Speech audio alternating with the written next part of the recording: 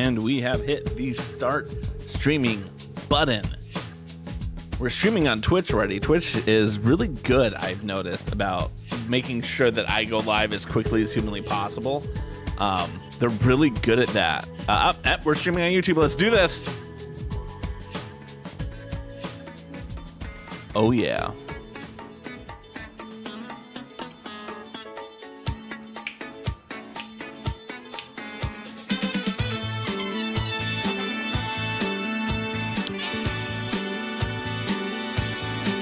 Do you remember the 21st night of September?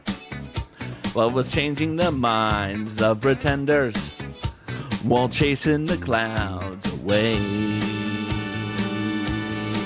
Our hearts were ringing in the key that our souls were singing as we danced through the night. Remember, as a true love was all the way. Say that you remember, Badia.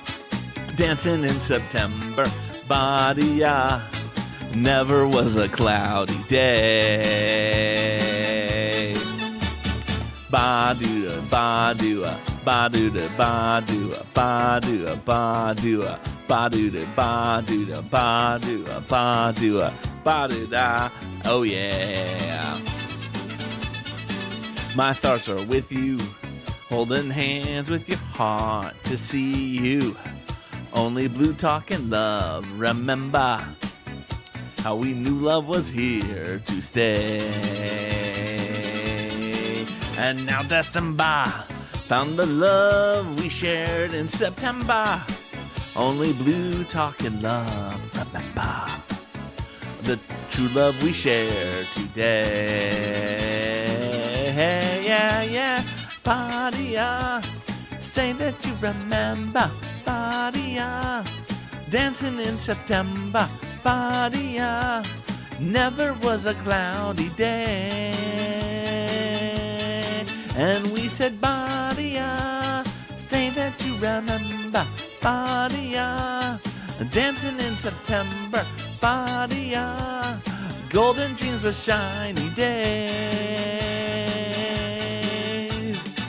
Those bells were ringing. Our souls were singing.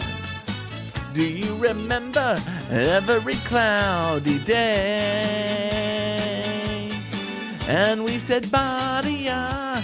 Say that you remember, Badia. Dancing in September, Badia. Never was a cloudy day. And we said, Badia. Say that you remember, Badia. Dancing in September, Badia. Golden dreams of shiny days. Oh, yeah, whoa, oh, whoa. I really never know what to do in these moments where it's like they're giving me lots of things to do. Badia, dia, dia. Dia, dia, dia. This is a really complex song. This is way more complex than we normally do here on the stream. But it's September, and that's what we're doing. We're having fun. We're changing things up for September. Also, partially because we couldn't get our September parody song figured out by now. But let's get into the just chatting, shall we?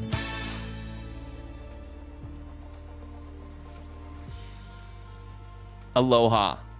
You can call me Kra. I know the first thing you're thinking to yourself while you're watching right now is, what's with this? This is where we usually have the little counter that goes across that tells us who has commented the most, who are our top chatters. That's right. We're not doing that right now. We are going for the next couple of streams for the remainder of the month. I forget exactly how long the period's going to be. We're participating in the Jimmy Fund Let's Game program where we're going to be collecting donations if you feel comfortable and you feel good for a good cause. If you're not familiar with the Jimmy Fund is a kind of New England-based cancer charity. They definitely do great work for kids. They do great work for pediatric cancer, great work for adult cancer. It's one of those things that, like, if you live in New England, you know exactly what we're talking about. And if you're not, this is the type of thing that they get up about for. The Red Sox are heavily involved in it. I mean, It's just it's ubiquitous out here. So it's the Dana-Farber Institute, and the Jimmy Fund is part of all of it. So if you have the capacity, that's great. If not, it's okay. I'm not gonna hold it against you. Oh, prize wheel spin for Asa coming in here hard with the number 7 right off the bat. Let's get that over to the thing. Boom, boom, boom, boom, boom, boom, boom, boom. I need to get. I don't even have a prize wheel thing yet, do I? Do I have a? Did I ever make a prize wheel thing? I wanted to, but you know what I can do? That. And of course, it doesn't like it. How are you doing? Welcome onto the stream, my friend. Hopefully, you're having yourself a good, wonderful time. Hopefully, things are good in your neck of the woods. I'm gonna just have to manually scroll over, because the thing I've noticed is if I scroll too far, it will like jump right back, like it says you've gone too far, and like every click to the left I'm gonna do, it's gonna go right back to it.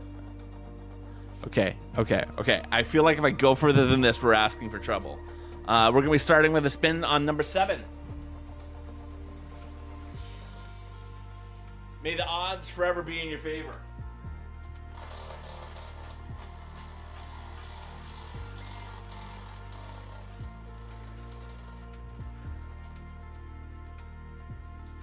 Oof. We're on the peg. That means you get to decide. You get to decide. Do you want number 4 or do you want number 5? It's your choice. It's on the peg. When it's on the peg, I let you pick. I'm not gonna like try to figure it out. Odds. I know. You're gonna go with number 5. Let's see what you get for wonderful prize. Number 5. Congratulations, Daddy has to wear the gator head for 5 minutes.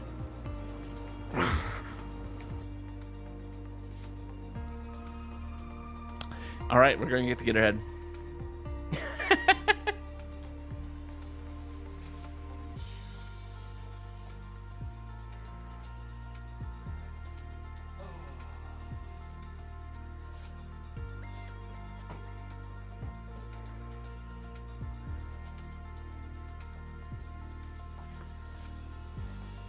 Now, I think it will be more fun if I do this when I'm taking off the plane and start building it.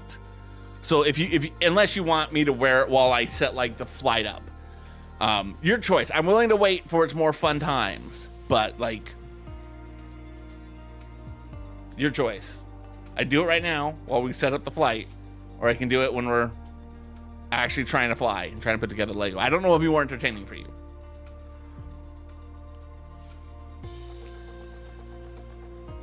The one hard thing about this particular redemption is I can't like listen to my stream. Oh, I'm comfortable as can be. I wore this for 4 years while I was in college. I can do anything. I trick or treat with this every year with my kids. We're gonna do it set up because you don't have a preference. Just because I don't want to forget about it and then like take off.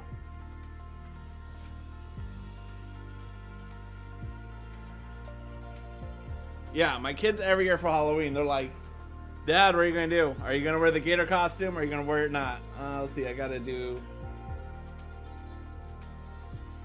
There, that's better. Okay. All right, so let's get our plane stuff situated so we can go take off, shall we? Got to get my little stream deck over here.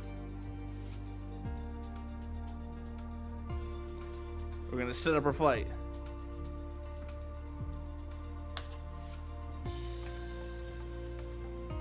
Yeah, five is a good one to remember. Honestly, it really is. All right, so let's set up our flight. Our flight today is going to be departing Lukla Airport, and that is, what is my airport code? Where is my airport code cheat sheet? VNLK.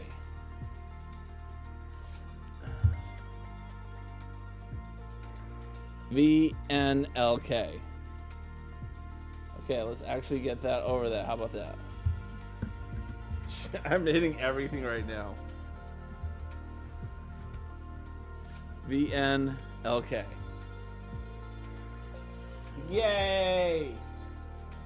And we're going to be flying to VEA Kit T.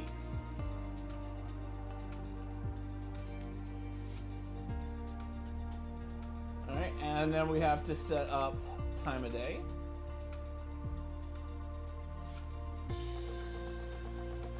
We're going to leave it roughly 10 a.m. Yeah, I got this.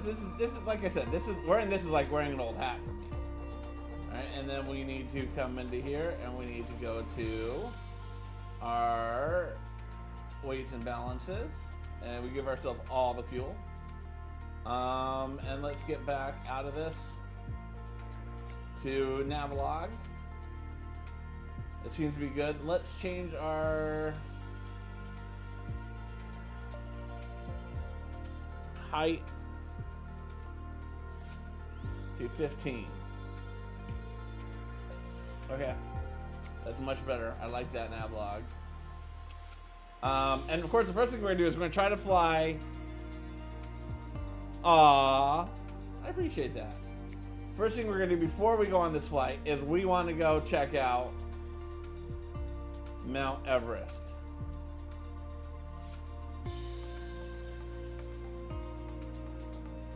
So what we're going to do is we're going to take off and we need to fly directly to that. Add. Alright, we got this. Aloha, Rubble Marbles! Welcome on in, my friend. How are you doing, friend? Alright, let's get our flight going. It's a pleasure to see you, buddy. How are you doing? I have a gator head on right now because we had a prize wheel spin for that. You know what I'm wondering? I'm wondering if my donation thing is on or not. Let me go into my timers. Timers. Yep, they're on. Alright, that's working. Go back to OBS. There's OBS. There's that. We're doing good, friend. We're doing good. You know, we're hanging in there. School year's begun, so the kids are back in school. It's kind of a chill night tonight. Just relaxing, chilling. How about you?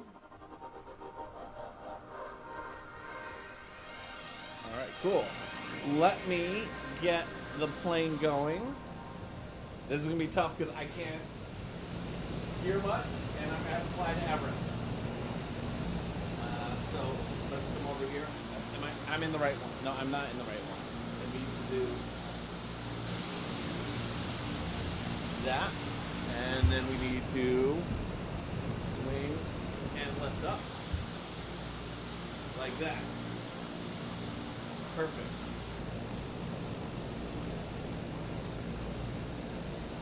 There we go. Get ready to fly.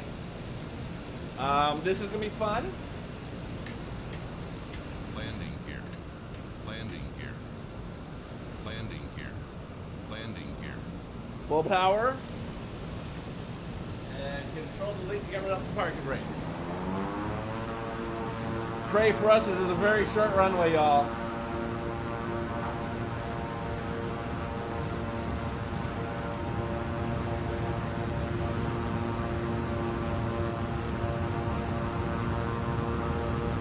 Off we go. Oh, we did it. We did it. Don't sink. Don't sink. We did it. We took off. And now we can begin our turnaround Kathmandu Center when we head up Beechcraft to flying up the 6801 Mount is Type Everest. Beechcraft King Air 1 miles southwest of Victor November Lima Kilo 9,200 feet. And I really hope that Request there's anything flight going following. wrong with the plane because I can't hear anything. 6801 Kathmandu Center. Oh, we should put up landing gear problem. 7641. Squawk 7641 Beechcraft 801. Beechcraft 801 radar contact 2 miles west of Victor November Lima Kilo 9,900 feet. Altimeter 29.902. Roger Beechcraft 801.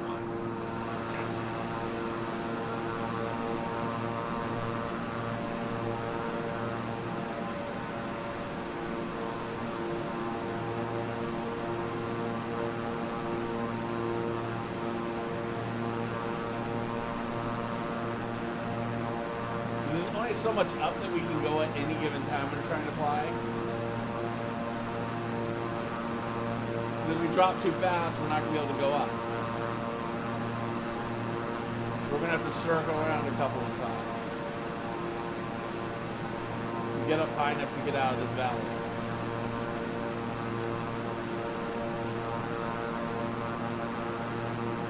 Just think, people like walk this.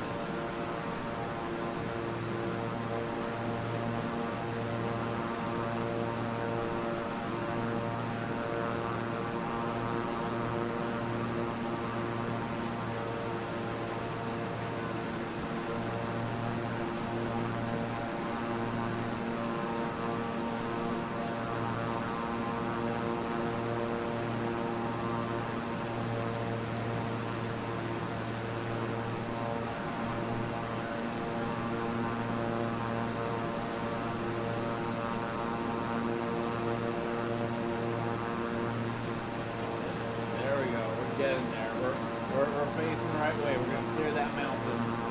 That was going to be our first hurdle that we had to worry about.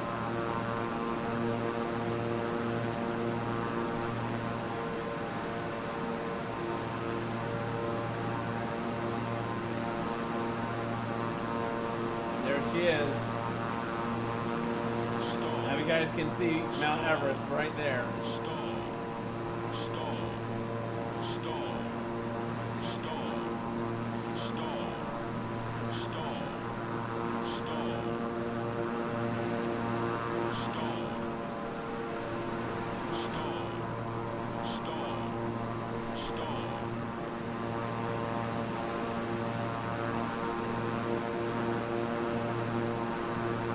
Mount Everest.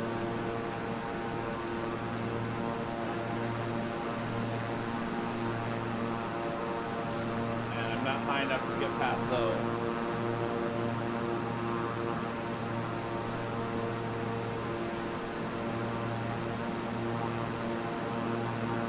I'm doing good. I think I'm going to clear that gap right there.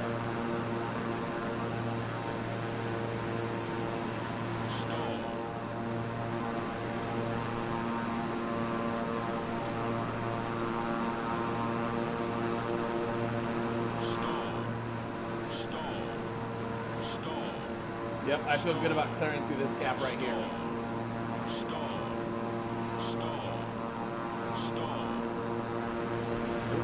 Oh, crap.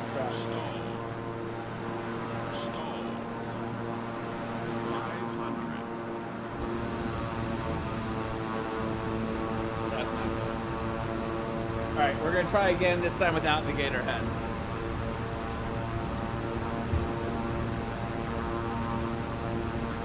That's what we're gonna do. We're gonna try again without the gator head. We did our best.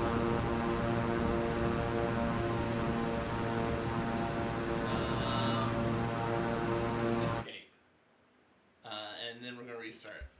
I apologize, I couldn't do that with the gator head. Yes.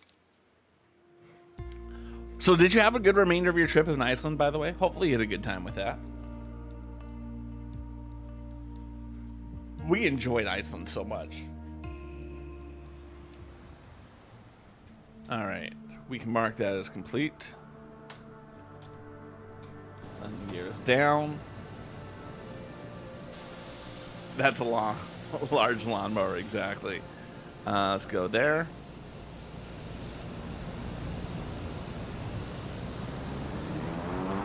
All right, now I can hear. Contrary to popular belief, it is nice to be able to hear what's happening. Uh-oh. Uh-oh. I may crash again. Stall. Don't sink. Don't sink. Don't sink. Don't sink. Don't sink. Don't sink. 500. Kathmandu Center Beechcraft 6801 is type Beechcraft. Yeah, Air I need to fix southwest this. Victor November Lima Kilo 9,100 feet. Request flight. Yeah, we're gonna crash again purposefully. Don't sink. I need to fix this.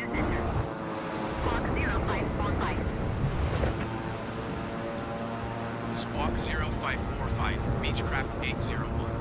There. Beechcraft 801 radar contact. 2 miles west of Victor November. That was purposeful. 1,500 feet. Altimeter 29 Jeez. decimal 902. Maybe we can take off. Stall. Roger, Beechcraft 801. No, we're gonna crash. Stall. Restart. Take 3.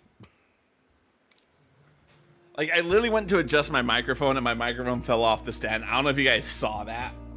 All right. We're doing this. Ready to fly. Full power. Take off, park, and brake. Take 3.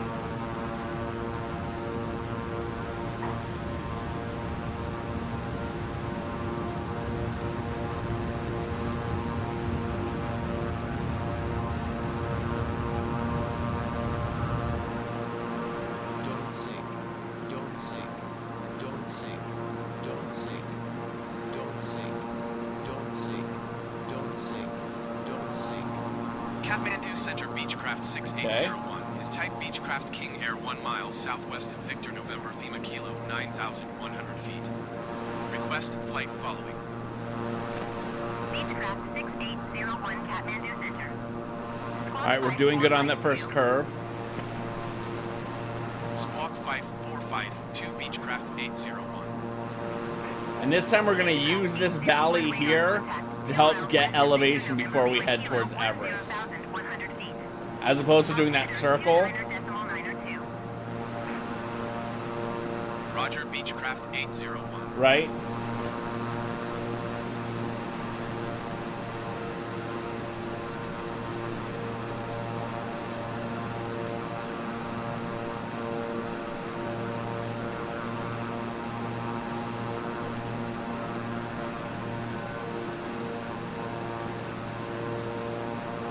Yeah, I got it. This is the third time, right?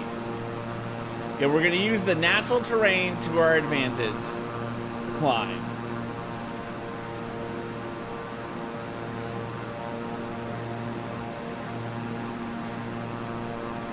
Again, we just got to keep trying.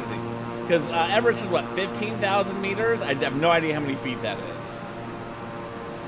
And I only know Everest is 15,000 meters because Duolingo is obsessed right now with telling me how tall Mount Everest is, as if I'm ever going to climb it. So what was your favorite stop? For those who don't know, Rubber Marbles and I met on a cruise. Good dude. What was your favorite stop in Iceland, if you had one?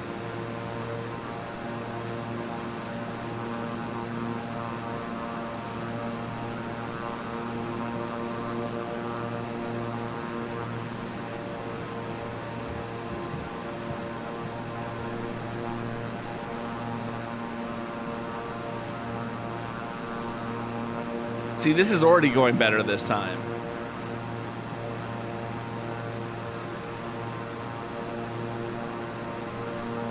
We're at 15,000 feet.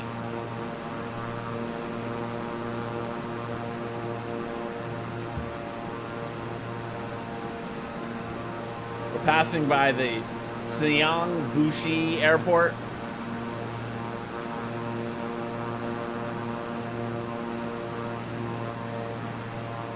We got a nice steady rise. We're still above 100 knots per second.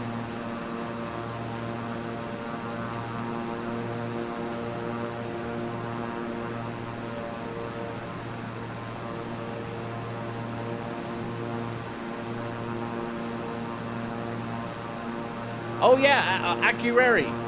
Akureyri. I really enjoyed Akureyri.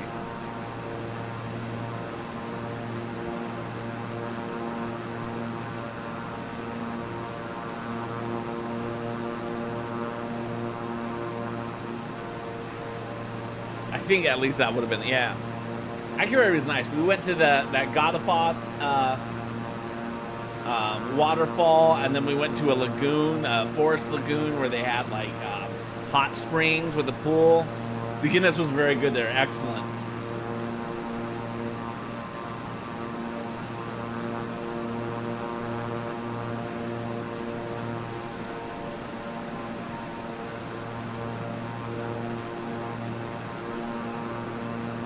All right, we're doing good. We're still climbing. We're at 20,000 feet, 18,000 feet. And I feel like that's a good rate of rise to get where we need to get to be able to fly over Mount Everest.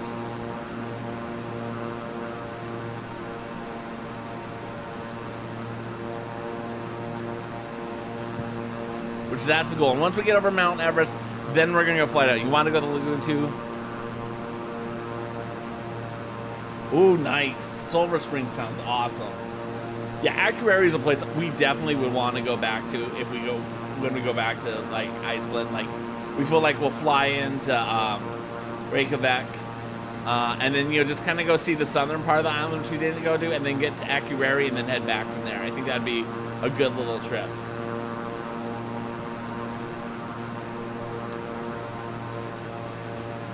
Now I'm assuming the one to the left of these three peaks is Everest. I'm assuming. The one to the left of the three seems the highest.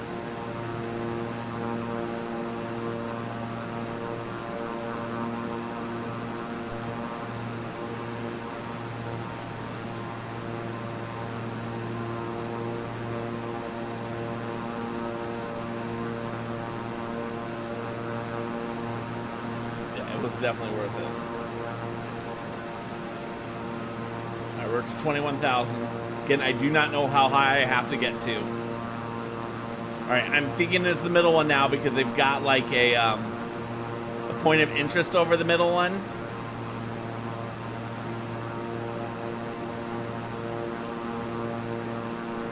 Nope. They all have points of interest now.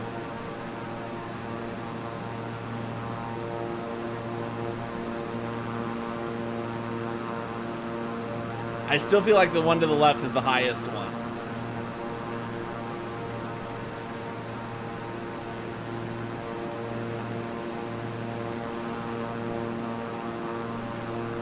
But we're doing good. We're making great time.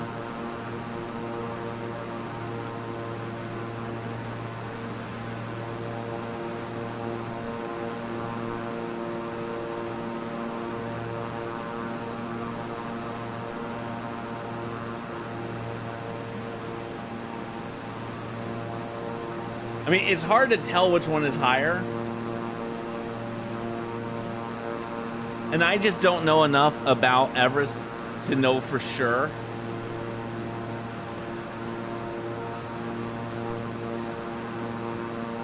I know it's not a like, it's not like a Matterhorn one, right?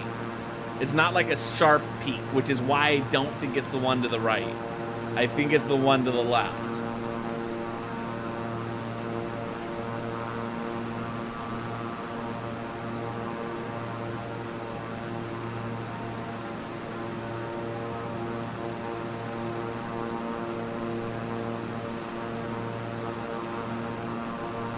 All right, okay, we're doing good. So there's Hillary Peak.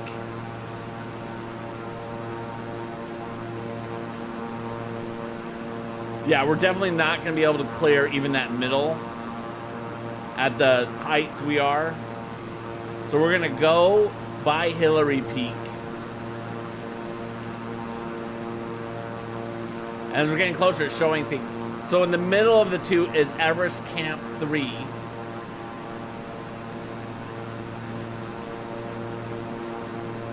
Aloha starting. Yeah, I'm thinking the one straight ahead is Everest.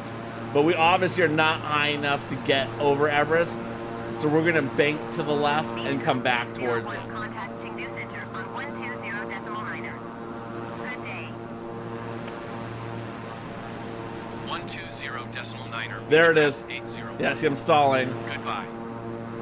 Chengdu Center, Beechcraft 6801, flight level 250. Beechcraft 6801 Chengdu Center, radar contact, continue.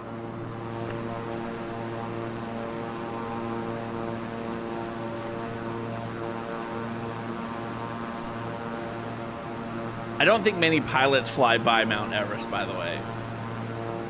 So this is really a once in a lifetime opportunity for you guys to see this. Oh, there it goes. Okay. We're still climbing. So we're gonna fly for a bit this way just so we can get up to 29,000 and then circle back.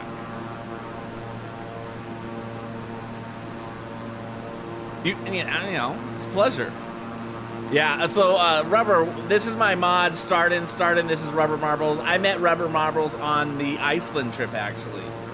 We were photographing some icebergs together and started talking. And Startin is, of course, referencing Friday night stream in which we had a karaoke night. And I think my kids played one too many Taylor Swift songs because we got a strike on our YouTube channel. And the video has been removed. It's like deleted. I don't have any access to it whatsoever on YouTube. I pulled down the Twitch one to be safe. All right, let's get up. Come on.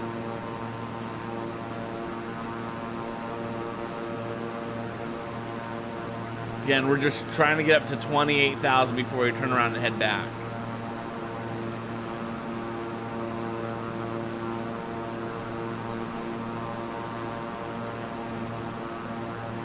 Taylor Swift will do that to you. Because it's funny, like, it just... And it's one of those things, I wish I could see that information. I wish that they didn't delete the file, that they were like, okay, this song here, this got you this song got you this. Because, like, when I see some of my other streams, like, last week, I started off with the karaoke song of September. And they're like, oh, you played the song September. Naughty, naughty, naughty. All the money you make from the stream is going to go to Earth, Wind, and Fire, which I'm totally cool with. And they don't have that. They, like, just took it down. I can't see it. And to me, that would be really important information. Chengdu Center, Beechcraft 6. Ooh, a new apartment? Request clearance. And you're to leaving for transition Alaska? Charlie airspace. It's awesome. I forget, where's your cruise going to in Alaska, Startin? Cleared through the Charlie airspace. Okay. Cleared through Charlie airspace, Beechcraft 801.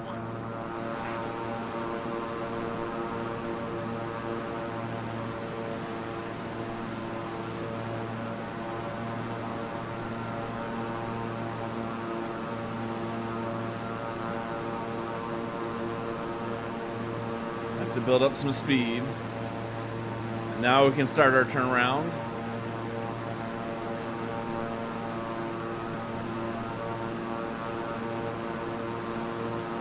Oh, so Anchorage is like the capital.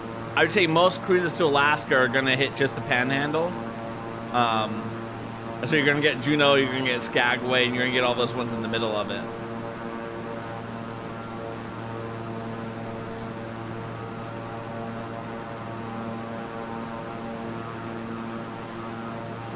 All right, we're gonna make our last attempt to get to Everest.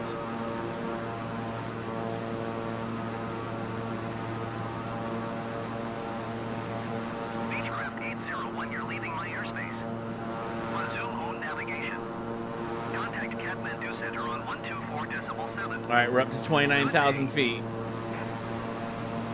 124.7 Beechcraft 801. Goodbye. Okay, that's great, but Kathmandu I want Center, Beechcraft Everest. 6801 flight And I think I'm already high level enough. 25. Beechcraft 6801, Kathmandu Center, radar contact, continue. Beechcraft 801, contact Chengdu Center on 1. Yeah, I think I'm already high enough. Anyone know exactly how high Mount Everest is in Kathmandu feet? Center, Beechcraft 6801. Request clearance to transition Charlie airspace. I'm gonna keep climbing. That's the type of thing I should have looked up before stream. Cleared through the Charlie airspace. Cleared through Charlie airspace, Beechcraft 801. I feel like looking at it, I'm high enough in altitude. Yeah, because I'm over 30 now. Oh yeah, I'm okay. We can get lower. We can get lower. 2932.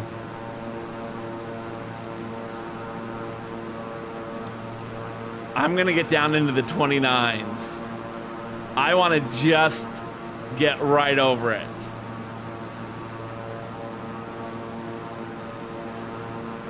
I want to see how accurate this game is.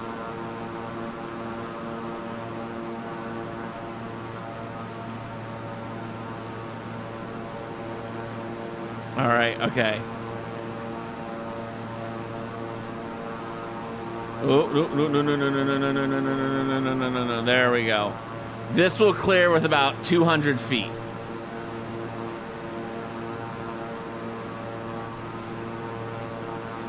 Okay.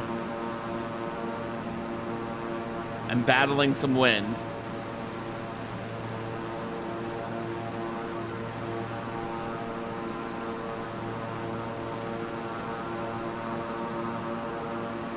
Here we go.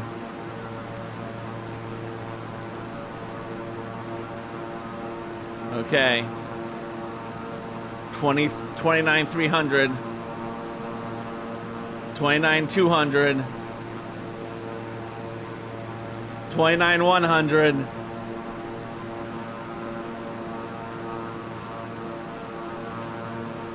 Woo! That's not accurate.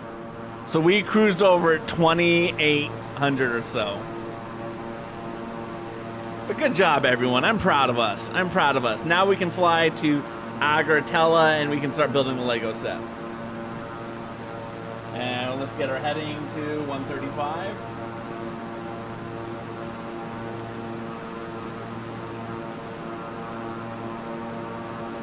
And let's get our altitude too.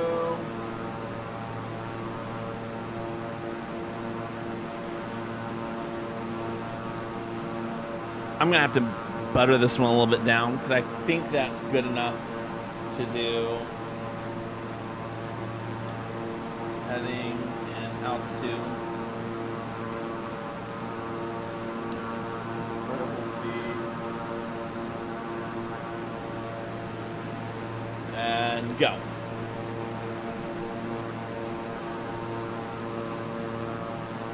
All right. I think this is good because I'm going to have it get us down to 15,000 feet with a negative about 300 vertical. I think that's going to be good. All right, we can get back to building some Lego now.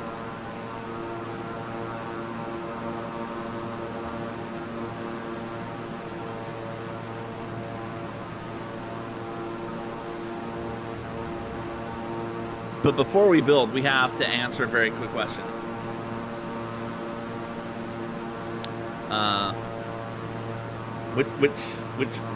So this particular set's called, what's it called?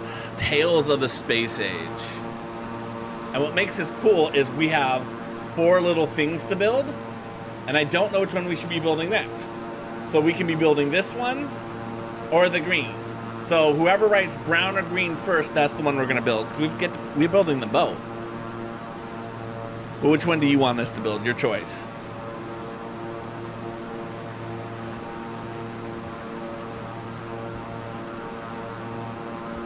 There we go. Brown or green? I might as well just go get the Lego pieces. Green it is.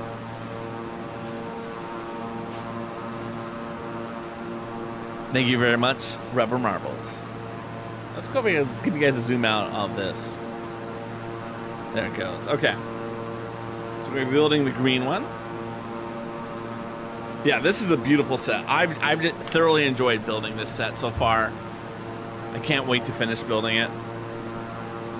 This is one of those sets that I remember seeing and thinking to myself, this is what Lego, all their sets should look like. I need to get my sorting tray. Hold on.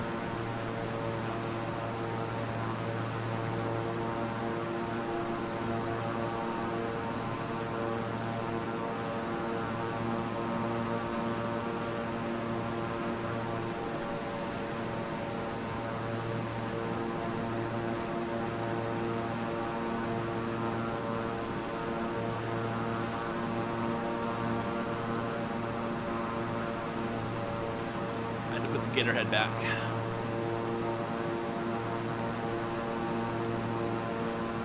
I probably could have done a steeper decline than 300, but I felt 300 was a good one. All right, we're gonna start with bag 7.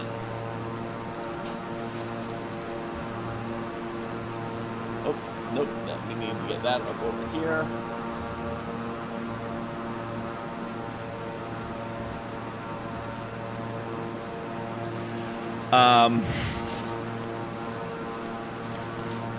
This is not going to be the answer you want to hear. If it's a set you really care about that you do not want to be damaged during the move, disassemble it. And the reason I say disassemble it,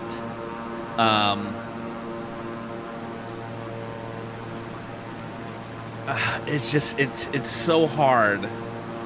And it's like, the last thing you want to be worrying about is like the set falling apart and you missing a couple of pieces. Wrap it in a trash bag and just disassemble it.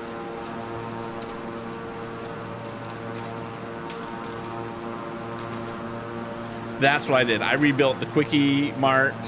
I mean, how many big sets do you have? I need to know, like, what are some of your big sets you have? Because that's also part of that conversation. Oh, Stern told us where she's going. Going to Juneau, Skagway, hitting up the glaciers, ending with last port day in Ketchikan. Oh, there you go. That's a good little trip. When we did it, we hit Skagway, the Russian capital, which is I can figure it out on a map.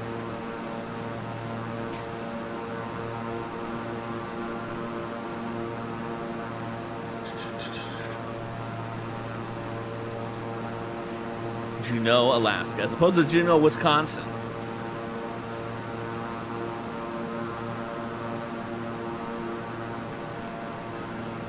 Sitka. That was our other port. So we had Juneau, Skagway, and Sitka. I feel like there was a fourth one, but those are the only 3 that I remember. And Sitka was nice. I really enjoyed Sitka. Sitka was a beautiful city. But yeah, that Sitka is kind of where it all began for, and of course Glacier Bay too. Ooh.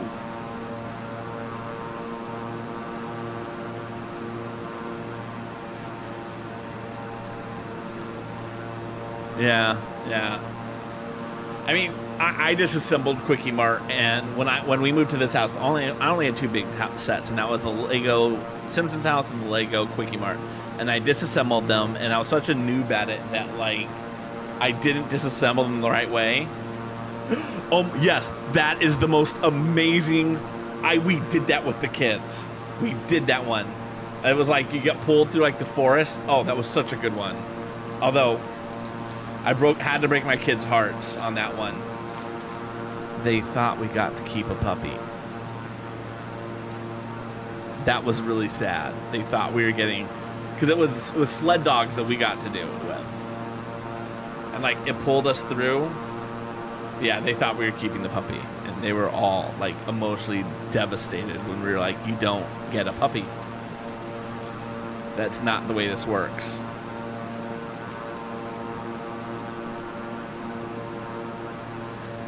Although I often wonder about my parenting style, that my kids think they go on a cruise and get a puppy.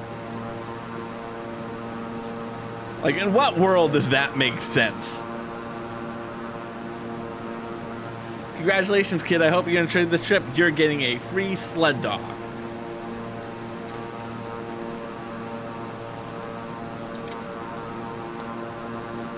Maybe I spoil my kids too much.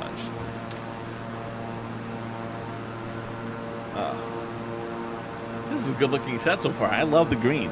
It's funny. So when I bought this set, one of the things I was thinking about was for the back wall, painting the wall similar in terms of having that gradient go up. You're not wrong. Although that trip we didn't actually. That was a gift trip from my mother. My mom paid for that trip. She had hit an age where she needed to start taking money out of her 401k, and she's got a pension, right? So she doesn't need enough.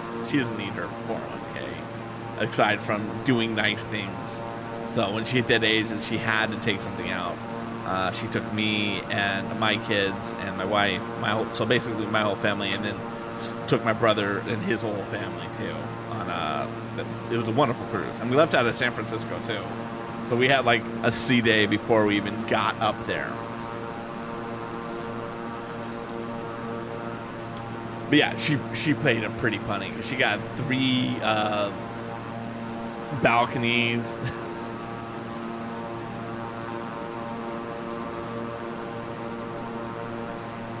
Such a good trip, though. So many good memories from that trip. Is this the right one? 1, 2, 3. Okay, that is the right one. But yeah, it was. They thought we were getting a puppy, and I was like, no puppies here, guys. Because again, it was like the first port too. It was like, what were we going to do with a puppy on the ship? I mean, let's just assume we were getting a puppy. What we're gonna do with a puppy on for the rest of the trip? Like, the puppy's just gonna sit in like the stateroom while we go out and eat. Yeah, that'd be a disaster.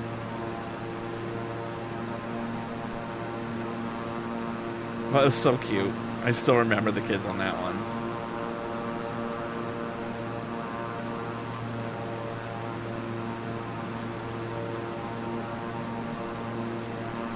Stolen luggage. Jeez. Oh, that would have been great.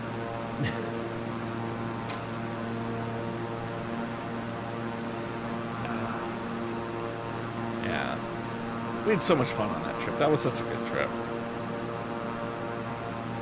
So what we're doing on this particular set is like it's meant to be like a scene from like a space landscape. So right now we're building either mountains or maybe we're building buildings in like the stuff. How's Peanut doing? Peanut is good. Peanut's having a good day. I'm trying to think what Peanut did today. She slept. She ate. Yeah, she's doing good. She's having a good time. I particularly enjoy when Peanut today. She's so like vocal about her needs compared to like our last dog, right? And I think we've had multiple dogs. You start to do that. You compare how one dog reacts to the other dog, right? What makes the differences? And Peanut, for all of the things that she does, she is very, very vocal with us about what she wants, how she needs things.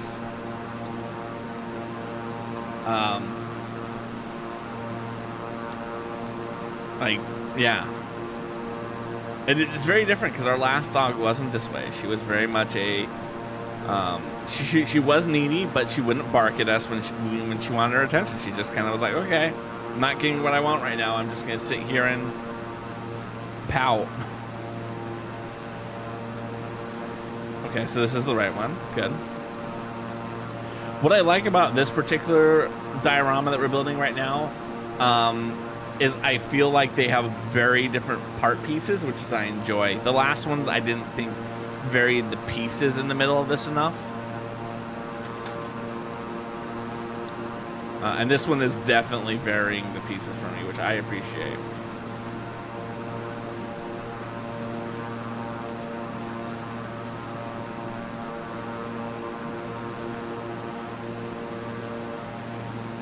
There we go. That's very nice. Oh, Star, and did I tell you we got season tickets to UMass women's basketball this year. We're living that good life. And no, I did not go to University of Massachusetts. Because we're talking about going to, so there's an event that's held in Springfield. So I live next to Springfield, Massachusetts, and that's the home of basketball. And so they have this thing called the Hoop Hall Classic, which is a doubleheader being played, between 4 collegiate teams. So I think the teams this year are Arizona State, UMass,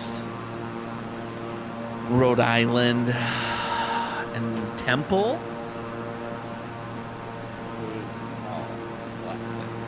fun. I went to it last year with Sam, and we had a good time with it.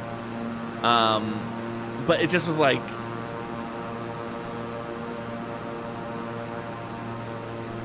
okay, that's the wrong thing. That's not what I wanted. Is it something else? Is it called?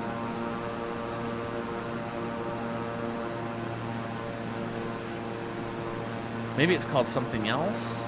Basketball Hall of Fame Classic. I don't know. Anyway, we realized that like I could take Sam to 2 games at the Mass Mutual Center, or I could take him to an entire season's amount of games if we go to the college and watch women's basketball. And I like women's basketball, honestly. Right? I'm not slumming it up for women's basketball to save money. I actually genuinely prefer women's basketball to men's basketball at this point. I mean, nothing wrong. If you prefer men's basketball, you prefer men's basketball. That's what you like with your life. That's just not me. I think one of the things I really like about women's basketball is while there are rivalries and people do, have issues with each other, at the end of the day, I generally feel like the players like and respect each other. And that's not something I can say about men's basketball. I don't feel it's as toxic. I do think the fans of women's basketball can make it toxic, particularly if they have one player that they really, really think is the greatest thing ever. And then, they're new to professional women's basketball, and then the older fans get kind of annoyed. Yeah, any league that has growth is going to go through those types of growing pains. But, yeah, so we got, because it was like $90 per ticket for an entire season's worth of games. And I mean, we're definitely going to spend more than that in concessions, but yeah, I'm pretty excited about it. I think it's going to be fun. I think, it's going to give the kids an opportunity to see a lot more games.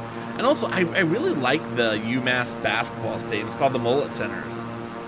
Did you watch Caitlin Clark? Yes. I'm actually more of a Las Vegas Aces fan. I tend to watch all the Aces games. But I also ask myself every day, which is the best game for me to watch? I never watch the games live. I always watch the games after the fact.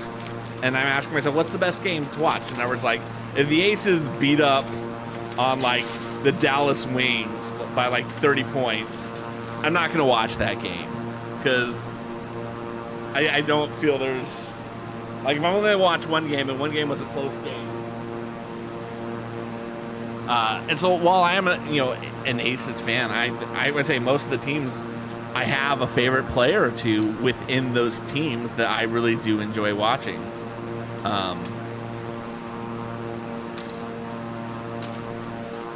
And it's path of fun of it. But yeah, I think Caitlin Clark is an incredible player. I think she is going to be a great ambassador for the sport and for the league for many years.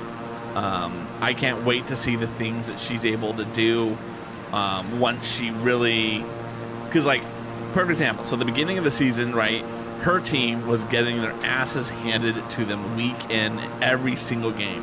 And one of the reasons they were getting beat up so badly was because they were playing all of the really good teams over and over and over again.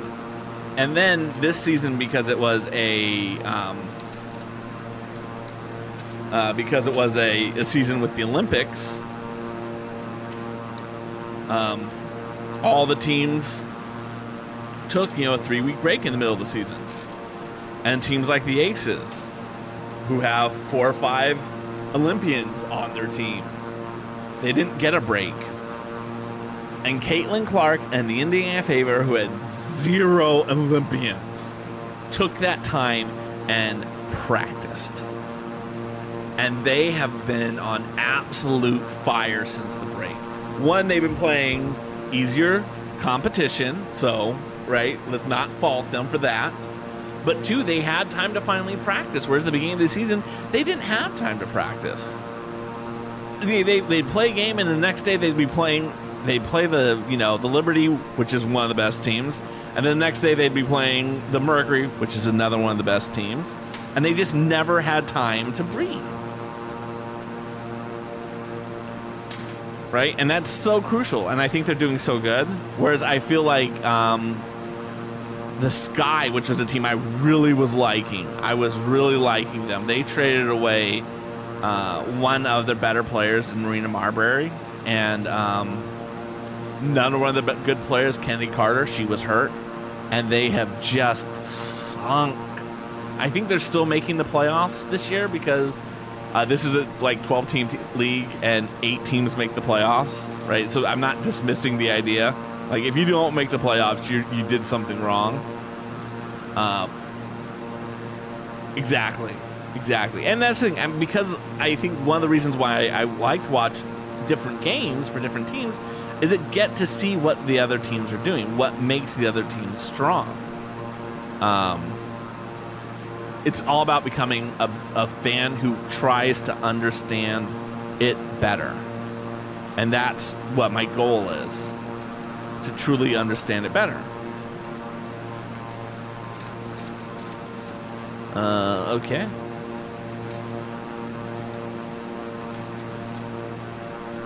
Oh, I was like, I don't have the small pieces. Yeah, I think Caitlin Clark is a generational talent. I think, or she's the potential to become a generational talent, right? She just needs to get with a team that complements her, right? Like, not saying she's Seth Curry, but Seth Curry doesn't become Seth Curry until they put him on a team that is built around his unique talents.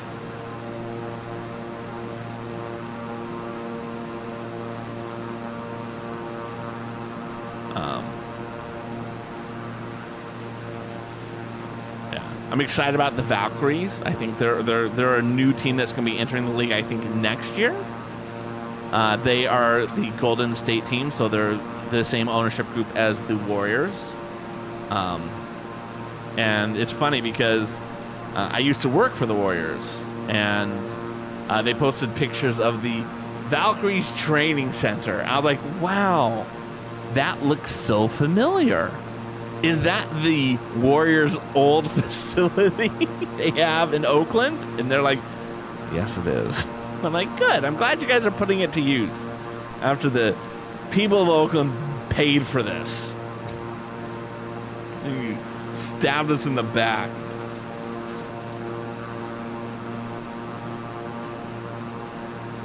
Uh-oh. Oh, there it is. I hate when you can't find a piece. So this is what it's looking like. Again, I love the way that these are built. I love the way that this thing is looking. This is just a beautiful set. It's definitely a very nice display set. I can't wait to kind of get it out and put it on So the the wall. conspiracies we believe for all these years are really true? The NBA really instituted the three-point shot to give white boys a chance? Absolutely. So the entertainment industry really is out to get Spike Lee. Is that right? Come on, man. Even Cher got an Oscar. Cher! And OJ really didn't do it.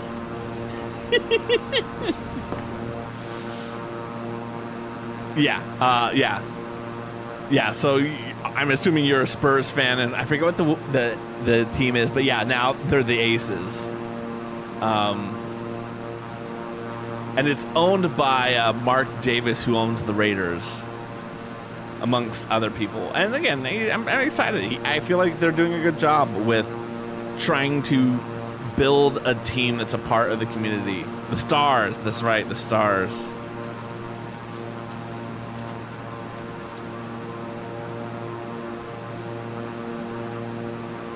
But yeah, I mean, women's basketball really is taking off just for the simple fact that they finally have the NIL deal really just helped get these younger players the ability to market and sell themselves in ways to get them to be brand names that players before weren't able to do. And it's awesome. It is so awesome that they're able to do that.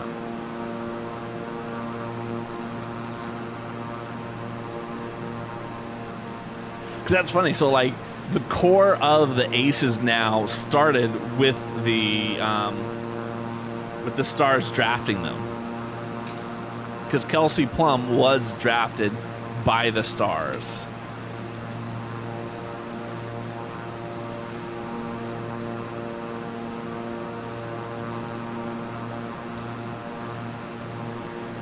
There we go. These are just support beams to help hold this in, lock it in a little better. But remember, that's going to go there. We'll deal with that in a hot second. All right, and we're going to take another one and put that in there.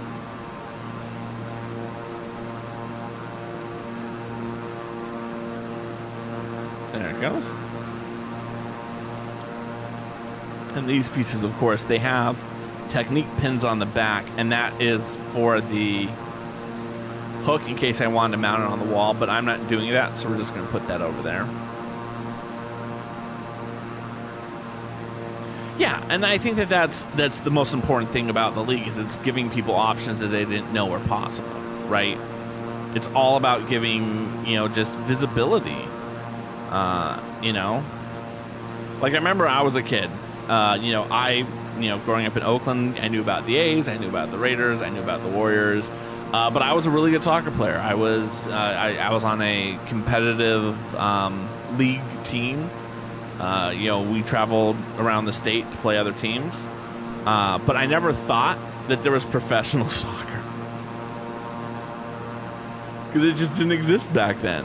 And I gave it up partially because my heart wasn't in it, but I don't know. If I had known that professional soccer could have been an option for me, maybe I wouldn't have given it up. Because I think a lot of people do that. But again, would my heart have been in it? Because my heart definitely wasn't in it when I gave up playing soccer. But yeah, that's the key. And I think most importantly, I think one of the huge things is giving the opportunity for people to see that women's sports can be really good. Because like I see, and you see it on social media, it's people who are just saying things for clout, trying to get themselves a name. But like when I see some dude who's like couldn't even cut it at like a D3 school on Instagram being like, I could be any one of these girls in the WNBA, give me a chance. It's like, no, you can't. You're not.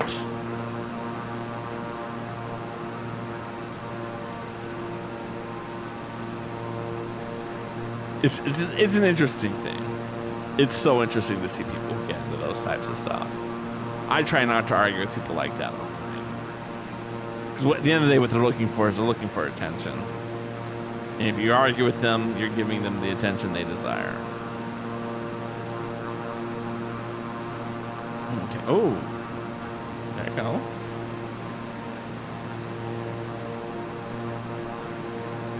Exactly.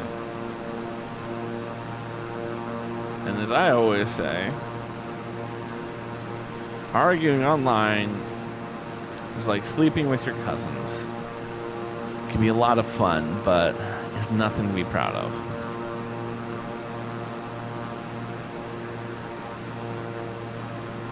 Alright, that's going to go there.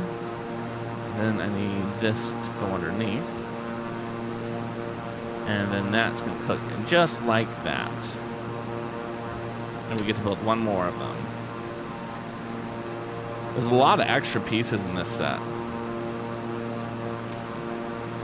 I find it fascinating how many extra pieces there are, because there's a lot of technique pieces extra. We'll see what happens as I assemble this and put this in. Right? And that's it. And it's saying to myself, I have the ton of these, and maybe those are so that I can like assemble them together and make like one big thing.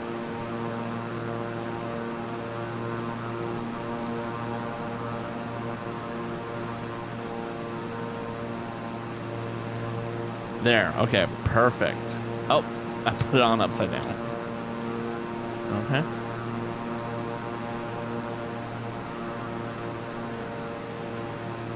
Oh, it wants it way up there. It wants it up that high. Okay.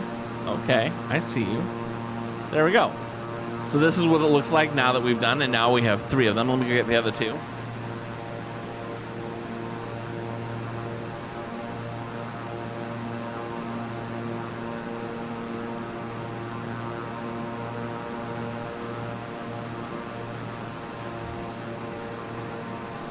Now we have 3.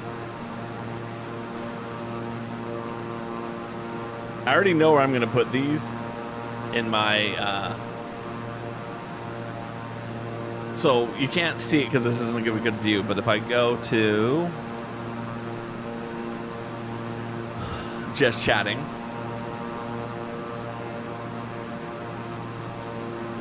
I can't even see it there. All right, let's go to go back to that one. Where is it? Cruising altitude.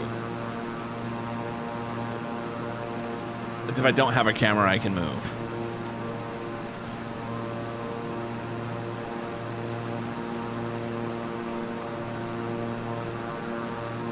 So as you can kind of see in that, I have beams directly above me. We left the ceiling exposed. We just painted them black. But there's little gaps in each one of them. Right? So each one of them I'm able to put like a little Lego set. Like right here. Let's see. So right here's a Stormtrooper helmet. I don't know what that one is. That's a Tyrannosaurus Rex. That's Sebulba's pod racing pod. And there's one across every single one of them. And I feel I can fit 2 of these in each one of them. I do have my own little amusement park, so that's my Lego table. Right now it's just a couple of random pieces because I haven't like started to build a layout. But the goal is to have different layouts that I can swap out throughout the year. So like the summer will be my amusement park. The winter will be like a winter village. I figure I want to have a space one, and I don't know what the 4th one will be yet. But that's the goal, is to have 4 separate ones. And I'm going to take a quick be right back.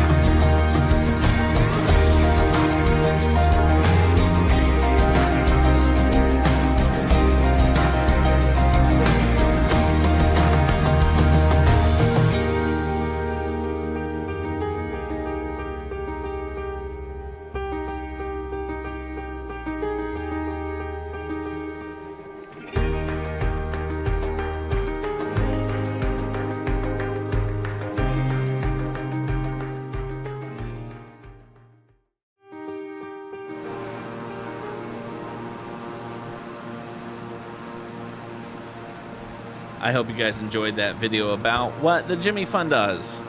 Like I said, if you are able to give, phenomenal. If not, I will totally cool with that. We all have the stuff. Look at that perfect timing. Bot. Yeah, so this month we are raising money for the Jimmy Fund.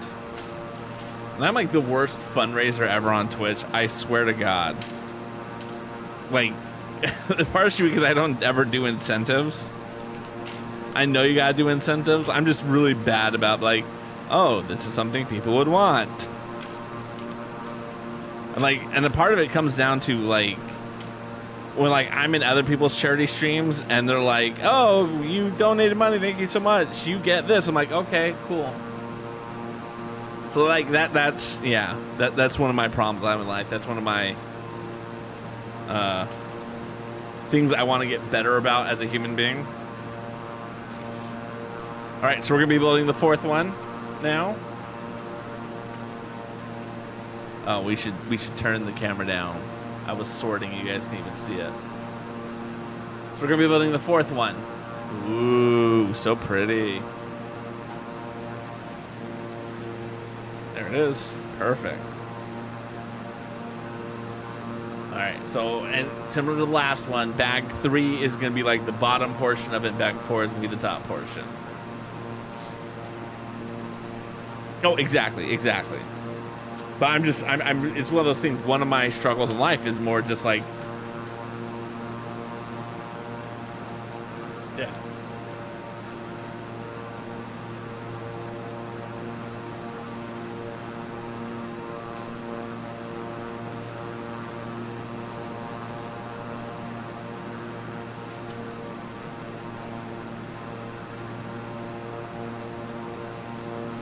All right, what do we got? Okay, ooh, that's interesting. So we're gonna be taking on these dark ones. Yeah. We all have our struggles in life, the things that make us awkward. And that's one of the ones I'm awkward about. I know I am. This particular one is concerning me because this is brown, and brown is like a really brittle Lego color. It's infamously brittle.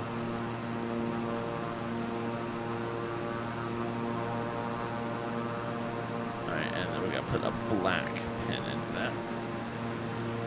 Wonder how far we are from our destination. 159 nautical miles.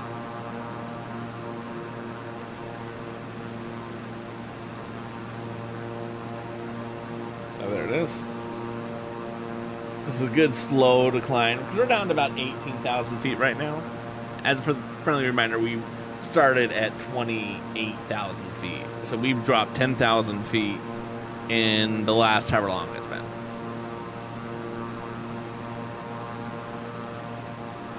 Again, I really love how they like give me visuals to show, like in the actual instruction book, to help you understand which one you're supposed to grab.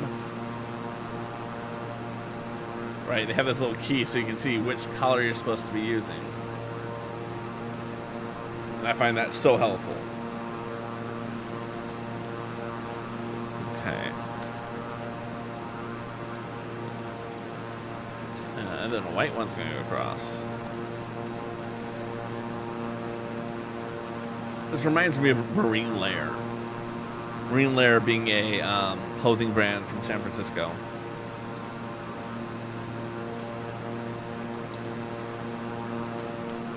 I've noticed Marine Layer a lot lately in terms of like advertising on like Instagram. It's like, oh, that's interesting.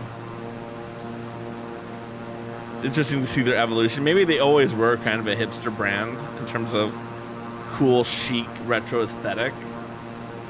I don't remember them that way. So it's interesting to see them kind of be that in all the ads. And their stuff does look cool.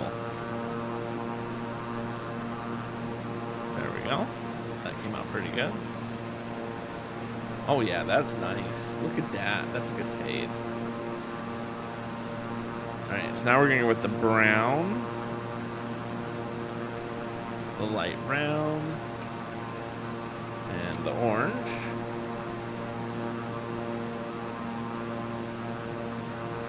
There we go. Again, really nice fade there. It reminds me so much of like Atari graphics, and that's what I absolutely love about this set. Like, this reminds me of the game Adventure. Not Adventure, Pitfall.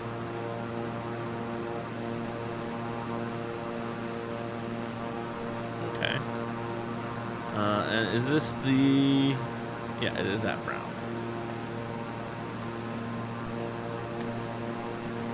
There we go.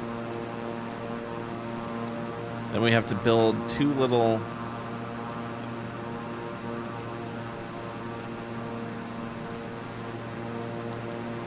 mountain ranges. It's similar there.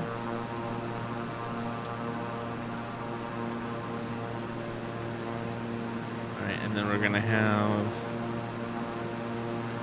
these.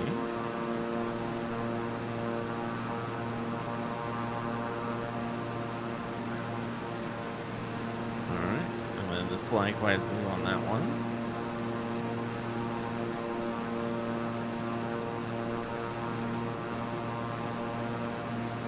Again, I like the little mountains. They're a little too symmetrical in my mind in terms of this and this are the same. I would have liked it to have kind of been different shapes or something. I mean, they're doing that now in the middle. But I would have liked it to have been earlier that we started changing things up.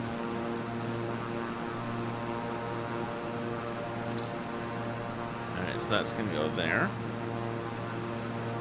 That was a black. Well, so if I reversed it, it would be the mirror image, I think. I don't know, let's look.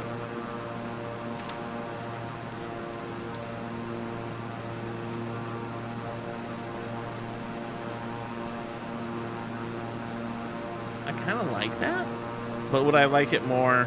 Let's play with this.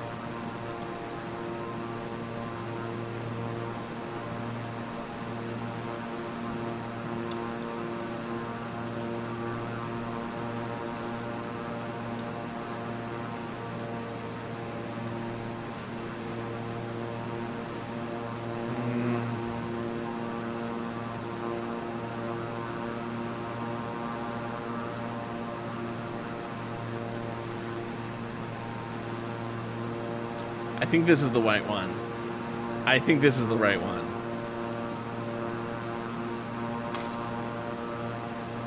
I'm just going to leave it at that. And of course, I need a brick separator now.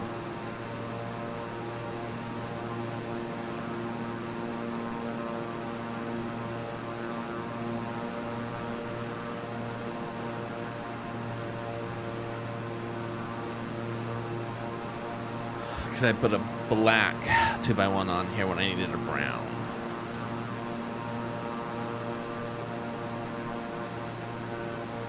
It was good to check all the variables, right? Just really kind of make sure. Because I kind of like the lower... Ugh. I don't know how I feel about that.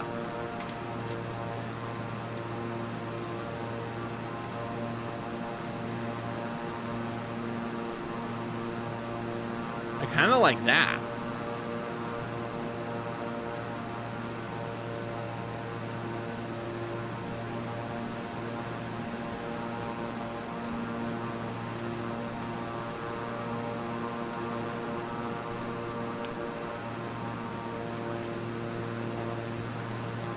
Right? I like that. That's what I'm going to go with. That's how we do it. Alright, let's flatten that out. And then I need one more, and then that's going to, it says go like that.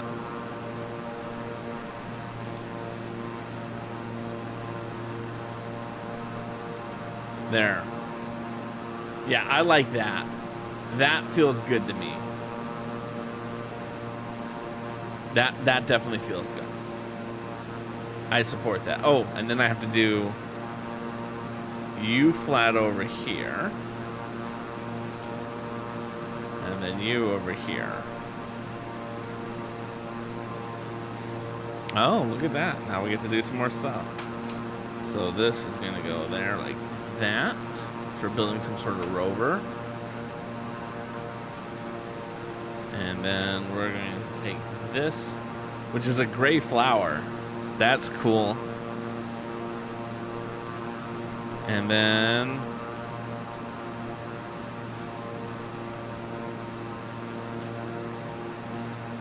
unfortunately, I've lost the Harry Potter wand that's supposed to, well, correction, my dog ate the Harry Potter wand that went in there. So, speaking of Harry Potter, so I'm at Pride. My town ended up doing Pride today as opposed to previously in Pride Month. And you know, they have a bunch of people who are selling things because that's how they do things now, right? Nothing can just be a festival of stuff, right? You have to have, you know, local merchants and stuff.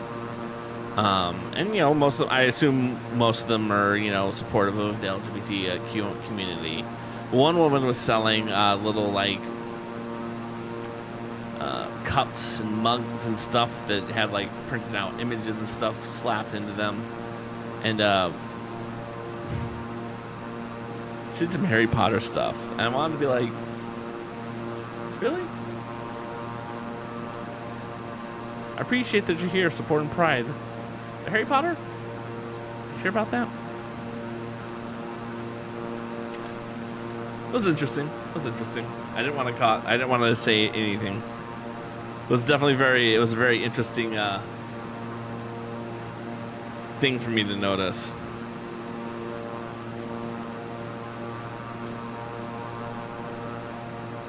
Alright, and then that's going to go like that. Oh, that's got to go over there.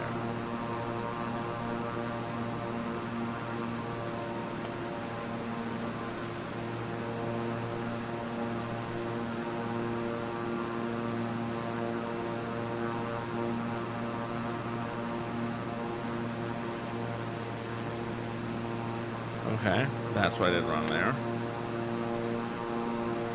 Welcome back. Oh, true. Ron could have been. There's no questioning that. It's more of the Joanne.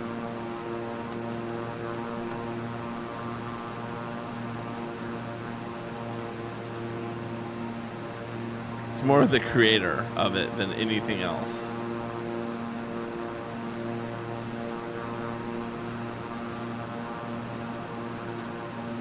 She's not endeared herself to the community, to put it mildly. Although there are people in the community who do not care about the stuff that she's talked about. And they're allowed to not care.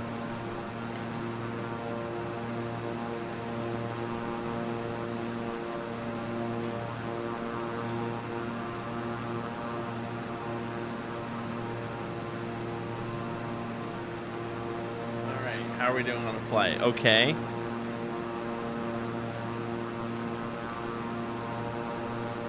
I'm gonna get lower, by the way.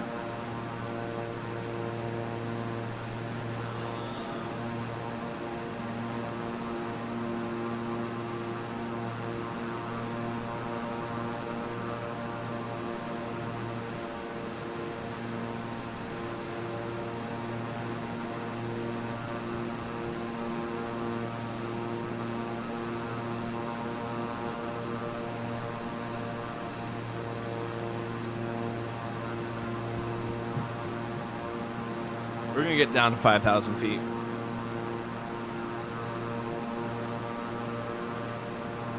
Are we streaming on YouTube as well as Twitch? Yes, we are. We stream to both because actually, I'm assuming my Twitch, my YouTube is up. I got a strike the last time I streamed on it, and let's just see if we're live still. It says I'm live. It says no restrictions. Yeah, we did a karaoke stream, and I guess my kids picked one too many Taylor Swift songs, but it was forced closed on us. And yeah, slightly embarrassing.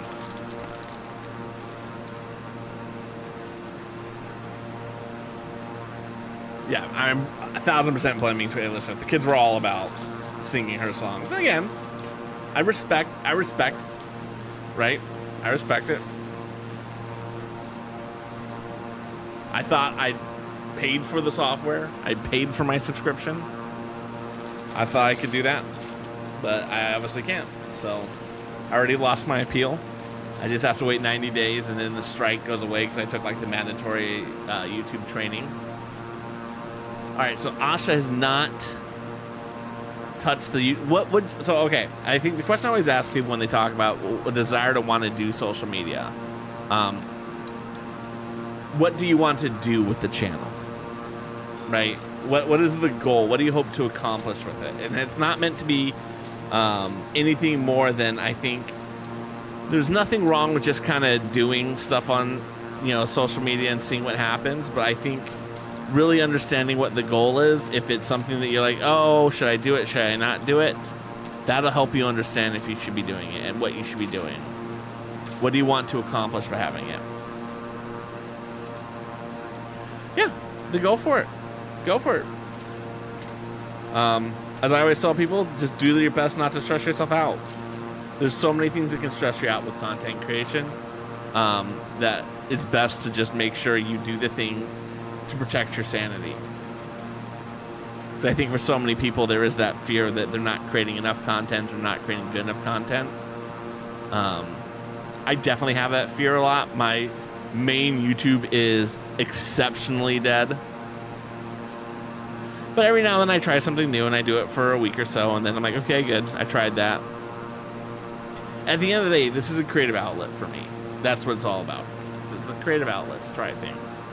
Like, I love watching people do speedruns on the game Lonely Mountains Downhill.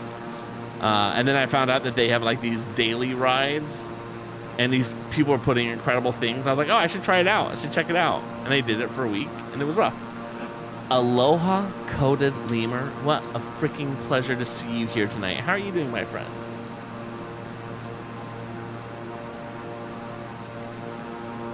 Asha posted the first ever video 8 years ago and used to post every day and then got burned. Yeah, exactly. And that's the key, is to make sure that you do things not to get burned out. YouTube is rough. Coded is a wonderful YouTuber. I absolutely love Coded YouTube. It's great fun. I know you don't post often, but you gave it a hell of a run, and I'm proud of you for that. Proud of you, friend. There.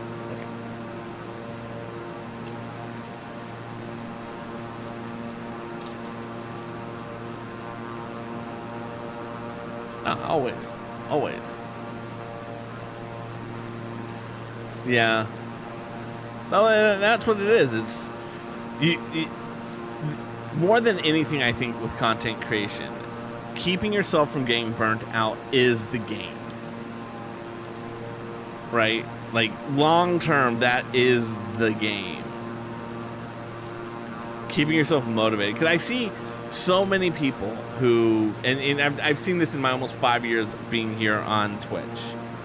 So many people who come in, they do it hot, and they burn out, and then they're gone.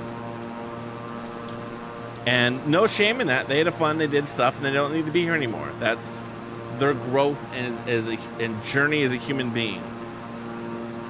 But it's something I notice.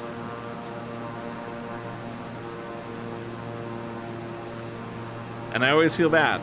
I always feel bad, because it's like, what was it that Twitch gave you? Why was it stop giving you that? Was there something you could have done differently?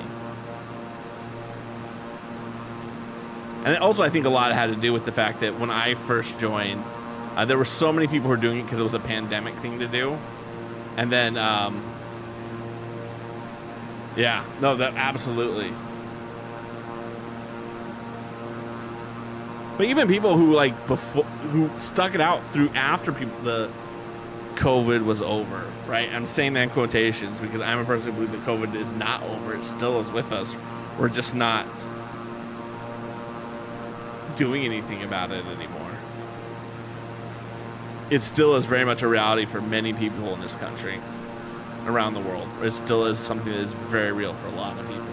But that being said, it being over and our return to normalcy, we have returned more to what we expect to be normal. But even people then who survived that and were still streaming after the quote-unquote return to normalcy, and they walked away from it. You know, life happens. I mean, there are people who were doing partner pushes and really trying to make something happen, and then they just like, I don't want to do this anymore. And I honestly still believe, and I believe this to my deepest core of life, if you're doing a partner push, you're gonna burn yourself out.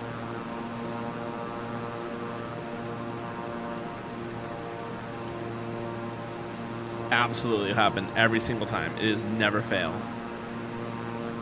I don't think I'm ever going to be big enough to do a partner push. That's just me recognizing my strength as a streamer, recognizing my strengths in terms of people watching me. I don't think I'm ever going to be big enough to do a partner push. But if I ever get that big and I do a partner push, I hope people are like, stop it. Yeah, you just have to let it happen naturally.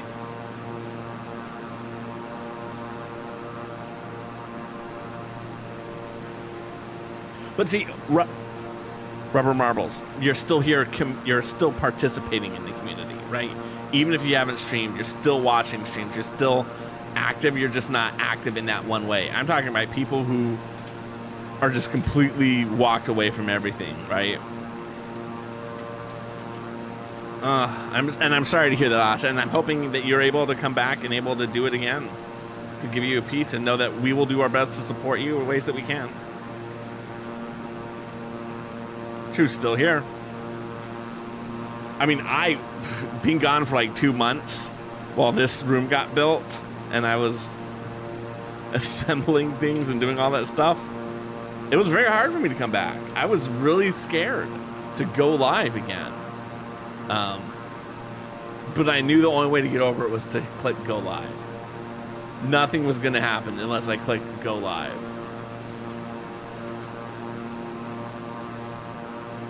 And so I did it, and I'm back. But also at the same time, I always set up very strong boundaries about how much I'm willing to stream, how much I'm willing to do for... Me too. I'm happy you could be here, friend. It's cool. It's one of those things. It's like I met a couple people on the cruise who I thought I would like spend more. I would see after the cruise, and none of them. But you're someone that I'm glad that like I got to meet on the cruise, and like I'm so glad I got to see you even for today. It really is pretty awesome. Where like they're, you know, because you see those people, and you know that's part of this. Your friendship because you can be with them on the ship. It's part of the life at sea.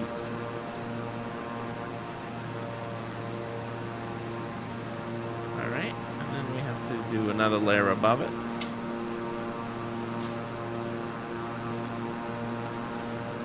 This is such a good looking set.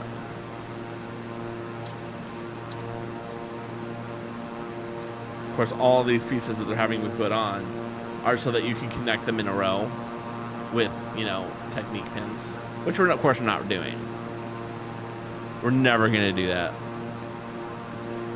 I don't even know if I want to connect 2 of them together when I put them up there. We'll see how it looks.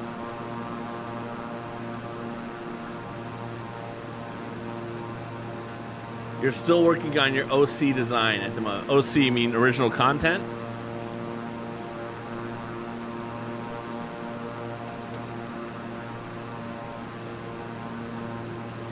Ooh, nice.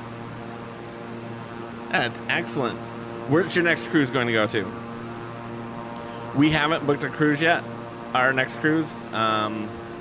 This next year we're going to do more like driving places around New England, Canada. Like debating, should we go back to Halifax?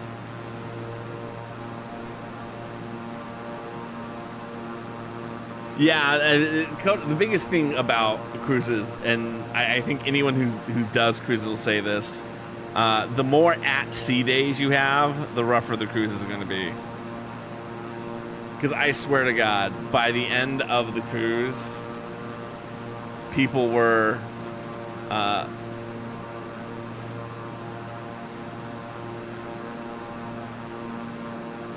people were ready to get off of the boat. Because we'd had so many sea days at one point.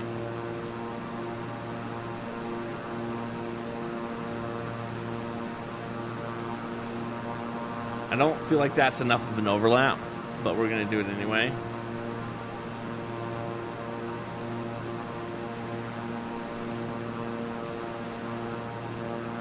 There he goes. So, if I were to put the four of them together, I didn't think I was going to finish this.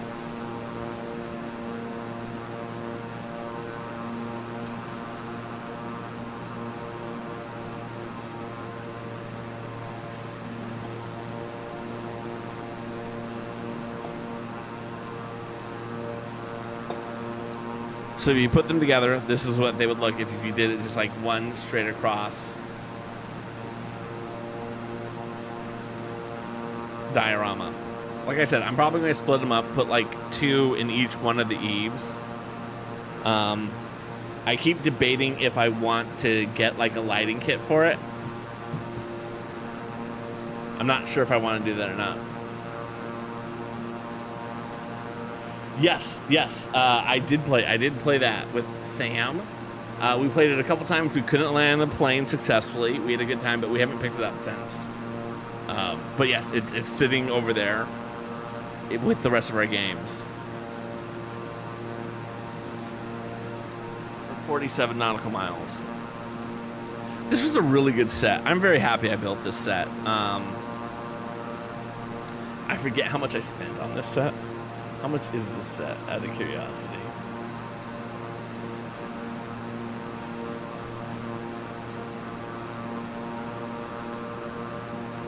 All right. You can get the set at Walmart for $40. Absolutely for $40. I think this is worth $40. If you buy it directly from Lego, which it's $50. I don't know if this is worth $50. $40 is a yes. $50 is a maybe. If you know what you want to do with this for $50, yes. But if you're just like, oh, it's cool, I might do... Not for $50. $40, yes. This is a good looking set. I really do happy with this. It is difficult. I think the key thing about that game, and me and Sam kind of recognized it, is,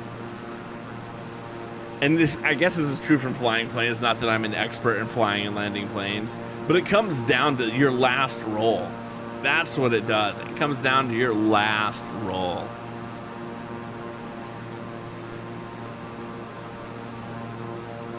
You have to do things to make sure that you can land on your last roll. But it ultimately comes down to that. If you guys don't have good cards that last roll, you're done. You have no shot. All right, let's see if I can see anything about where we're landing. I got time. I can plan this out.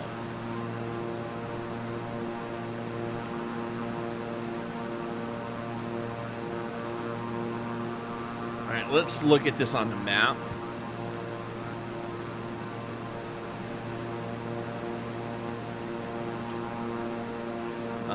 We can switch to this.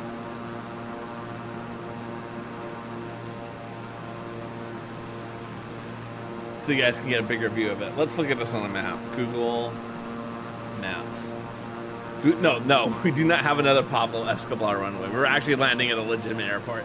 That particular airport is a very famous airport because it is such an incredibly hard one to land and take off from.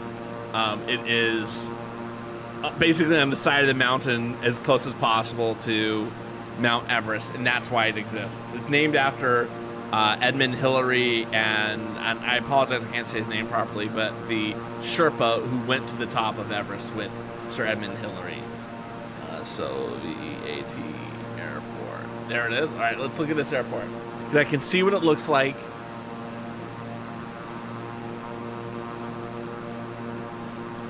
Okay. So this airport runway, it looks like this. They're trying to build some more, but it looks like I'm gonna need to head north of it and then cut down into it. I mean, it's a good sized airport. All right, we're gonna slide over there so we can start lining up our adjustments and stuff.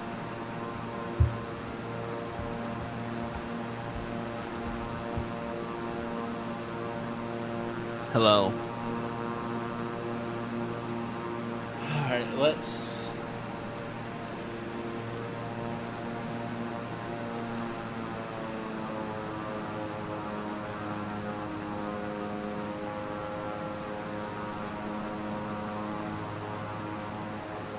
We need to get lower. We got 28 miles.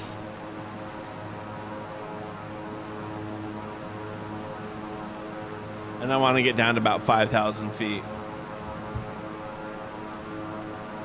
Yeah, we try to land at as many legitimate runways as we possibly can.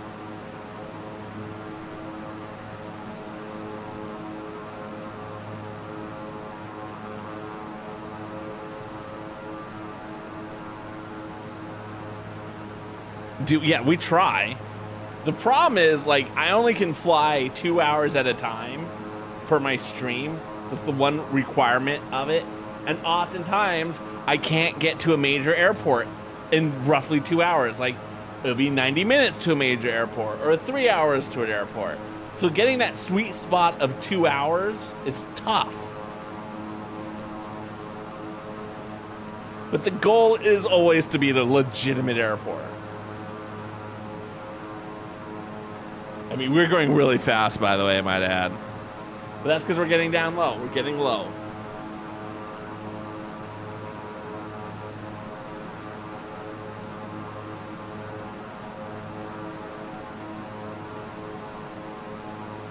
I think I can get slower. Let's see if I can get...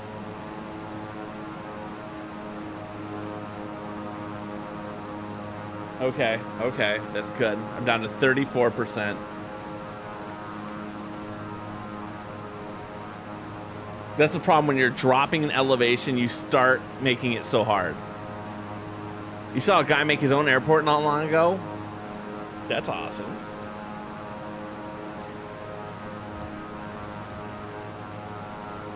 I feel like that's one of those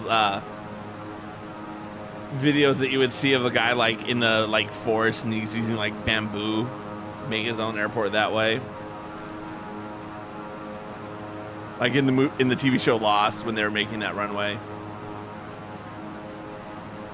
All right, we're at under 20 miles and we're at about 9,600 feet.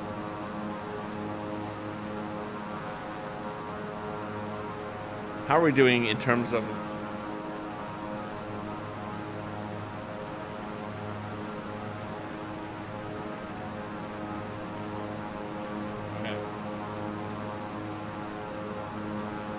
We're getting there.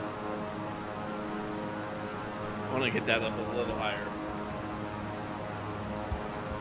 There, that's much better. Okay. We're down to 8,200 feet. When I get down to 5,000, I'll worry about it changing it. But I still think this is a good descent for 16 nautical miles out.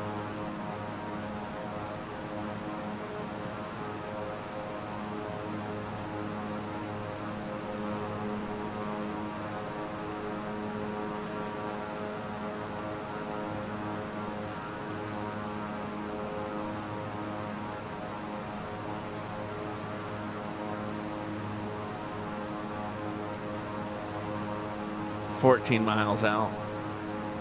It's 6,600.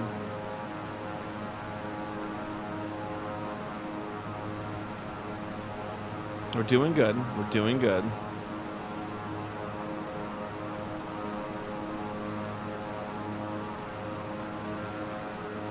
I actually don't think I'm descending fast enough right now.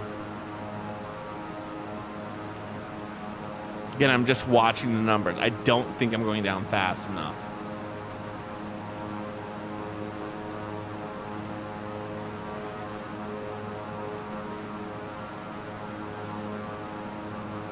I mean, we're going to keep monitoring it. All right, I think this is good. Let's get down to 3. Let's get down to 3.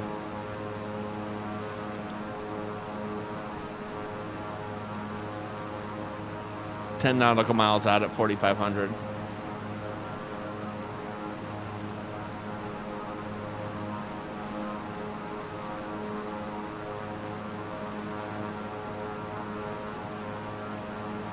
Okay.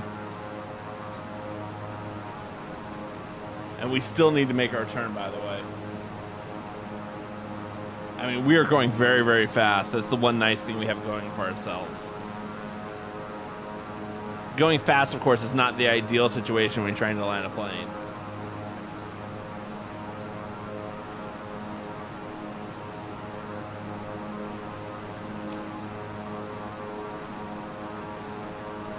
All right, we're gonna level off. That's gonna help slow us down.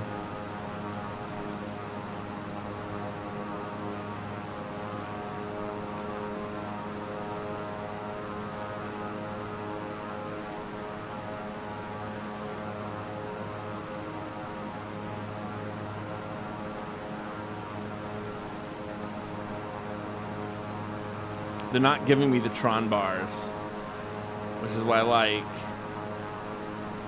Oh, we're way off. Yeah, I think we're gonna need to do a flyby and course correct. So I can see what I think is the runway, and we are nowhere lined up for this. Which means we definitely have to try landing.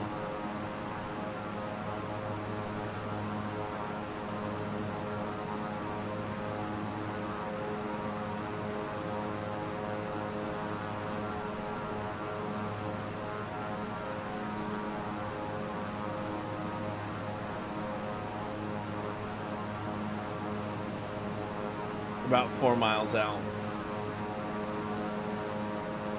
It feels very good about our height. Agartala Tower Beechcraft 6801 is 4 miles northeast 1,600 feet with Mike to land. They think I can land this. We're doing it. Altimeter 29.9er, wind 271 at 4. Make straight in runway 18. Okay. I see the runway. Beechcraft 801, wind 271 at 4. Clear to land runway 18.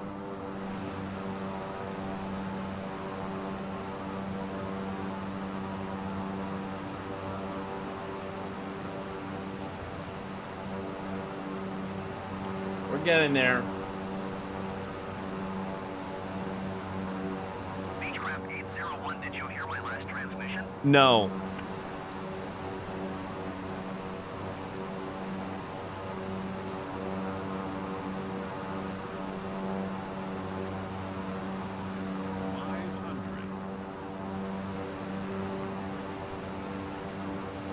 Beechcraft 801, please acknowledge.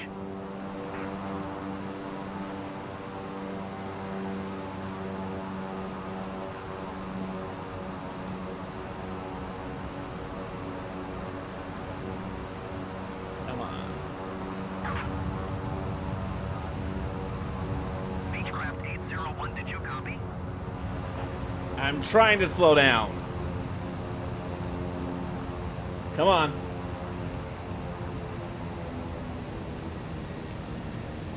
Beechcraft 801, turn next taxiway. There we go. Yeah, we did it. We did it. We did it. And then we turn off all the stuff.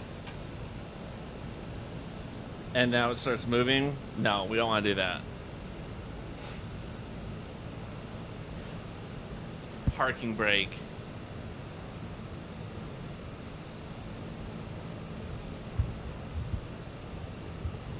Eventually it will tell me that congratulations, you've landed.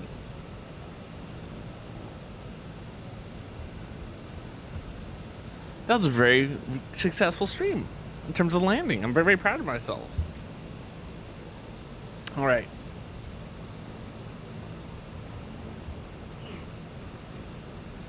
I swear I need a new mic arm.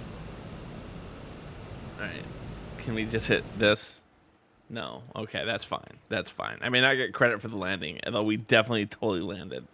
What? Oh, mahalo for someone for doing anonymous gifting. I greatly appreciate it, my friends. I don't know why it's not doing anything for that. But mahalo for that. I greatly appreciate that, friend. Let's see who we're going to raid. We have a potential raid target because they are also participating in the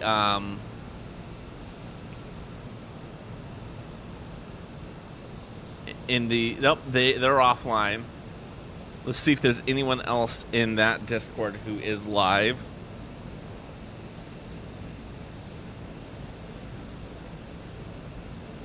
It'd be good to if there is someone else who's part of this Twitch Boston thing. No one else is live. Oh wait,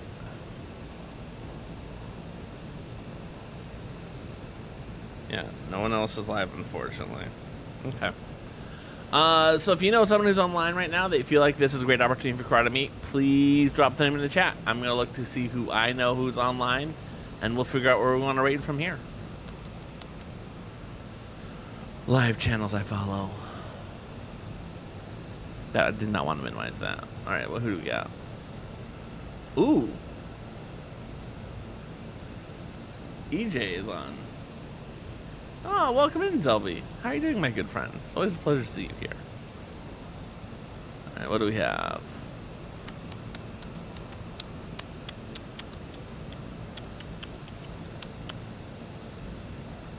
That's a possibility. I rate her frequently, but it's always a good possibility.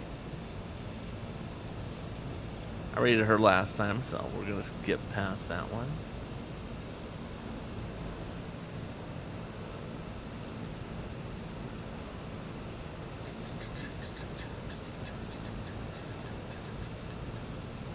This is a good possibility. Because we were going to raid them the other night, but then we didn't because we thought they were going to, like, end their stream.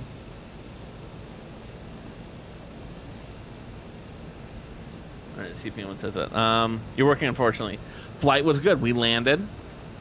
I mean, not according to the map, we landed the wrong way, but we will take it. We're going to get credit for that. We're very proud of that one. Yeah. Okay. We are going to be raiding a new friend of mine. Her name is Kiwio.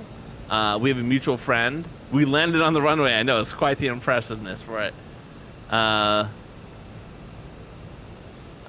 met her through Sim Builder Jess, who's a wonderful streamer who I thoroughly enjoy being in her stuff. I'm assuming that's what those arrows mean. She's playing a game called Nightingale, which looks like it's a fun, interesting little game. But she seems really nice, and I've hung out with her a couple times, and I have enjoyed her. She's a dog mom, a wifey, a gamer, and a variety streamer. So let's go raid Kiwio. I don't think I've raided her before.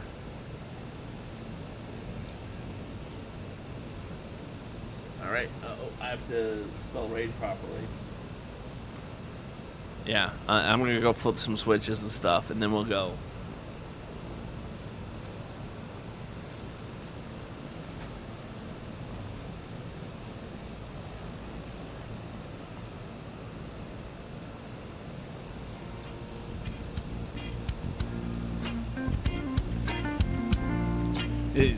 Never thought it'd be so tough to close the stream. Flying high, yeah, in my soft skies. Ooh, I need to turn off that light in the background. The plane was soaring through clouds so high. Now that we've landed, we bid the Lego sets aloha. 'Cause I can never make you unhappy. No, we couldn't do that, chat. Only wish I didn't have to go. Makes it so very hard to go. 'Cause it's time to raid. I've got to go to bed.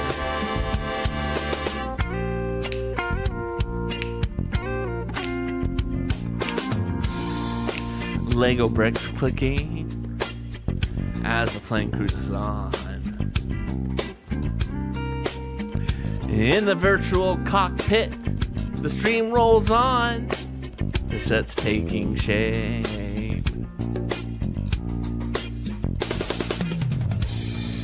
But now it's time to stop. Bid the building cease. We move on to a new friend. Her name is Kiwo, and she's playing Nightingale. And we're gonna spread the aloha spirit. 'Cause I could never make you unhappy. No, we couldn't do that, chat. Only wish I didn't have to go. Makes it so very hard to go.